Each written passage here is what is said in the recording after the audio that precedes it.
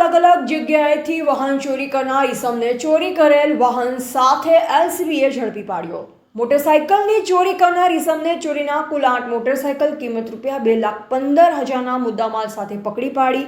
વાહન ચોરીના અમરેલી, બોટાદ, જૂનાગઢ, રાજકોટ ગ્રામ્ય જિલ્લાના કુલ 8 અનડિટેક્ટ ગુનાઓ ડિટેક્ટ કરતી Amreli LCB team Amreli LCB PI VM Koladara નાઓની રાહબારી હેઠળ એલસીબી ટીમ બગસરા વિસ્તારમાં પેટ્રોલિંગમાં હોય જે દરમિયાન મળેલ બાતમી હકીકત આધારે કિસમને શંકાસ્પદ મોટરસાઇકલ સાથે પકડી પાડી મોટરસાઇકલ અંગે મજકૂરની સઘન પૂછપરછ કરાતા પોતે રાજુલા, બોટાદ, ગોંડલ, જૂનાગઢ વિસ્તારમાંથી કુલ 8 મોટરસાઇકલોની ચોરી કરેલ હોવાની કબૂલાત આપતા મજકૂરી સામે ચોરી કરેલ મોટરસાઇકલો કબજે કરી ચોરીના મોટરસાઇકલ અંગે Rajula police station 2, Botad police station 1, Junagadh B division police station 3, Gondal B division police station 2 મળી રજીસ્ટર થયેલ કુલ 8 અનડિટેક્ટ ગુનાઓ ડિટેક્ટ કરવામાં એલસીબી ટીમને સફળતા મળેલ છે।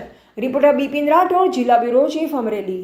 અમરેલી જિલ્લામાં મિલકત સંબંધી બનાવો, ચોરીના બનાવો બનતા હોય છે। આ સંબંધમાં Bhavnagar range IGP Shri Gautam Parmar sir દ્વારા તથા અમરેલી જિલ્લા પોલીસ વડા શ્રી સંજય ખરાત સર નાઓ દ્વારા માર્ગદર્શન અને સૂચના વારંવાર આપવામાં આવતી હોય છે। તે સંદર્ભમાં અમરેલી જિલ્લા એલસીબી પીઆઈના રાહબર હેઠળ એમની ટીમ આવા ગુનાઓ ડિટેક્ટ કરવા માટે પ્રયત્નશીલ હતી। તે દરમિયાન તેમને સ્પષ્ટ બાતમી હકીકત મળેલ કે અસલમભાઈ આમદભાઈ પબડા કે જે બગસરા ખાતે રહે છે અને એમના દ્વારા બાઇકો ચોરી કરવામાં આવતા હોય તેમને પૂછપરછ કરતા તેમને કુલ 8 મોટરસાઇકલ બાઇક ચોરી કરેલ 2 રાજુલા પોલીસ સ્ટેશનમાં ગુના દાખલ થયેલા છે।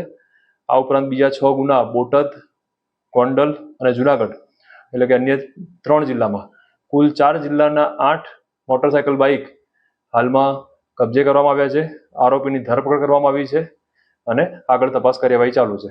આ સાથે જ ખાસ જણાવવાનું કે આ તપાસ દરમિયાન ધ્યાનમાં આવેલ છે કે ચોરીના બાઇકો ચોર દ્વારા ચોરી કર્યા પછી ખોટા કાગળ બનાવી ગામડામાં ખાસ કરીને ખેડૂત વર્ગને ઓછા ભાવે લખાણ કરી આપવામાં આવતું હોય છે। ખેડૂતો દ્વારા એ બાઇક ચોરાયેલું છે કે નહીં, આરસી બુક એની સાથે છે કે નહીં, આવા કોઈ પણ પ્રકારના બીજા જેન્યુઇન ડોક્યુમેન્ટ લીધા વગર માત્ર લખાણના આધારે સાચું સમજી ખરીદતા હોય છે।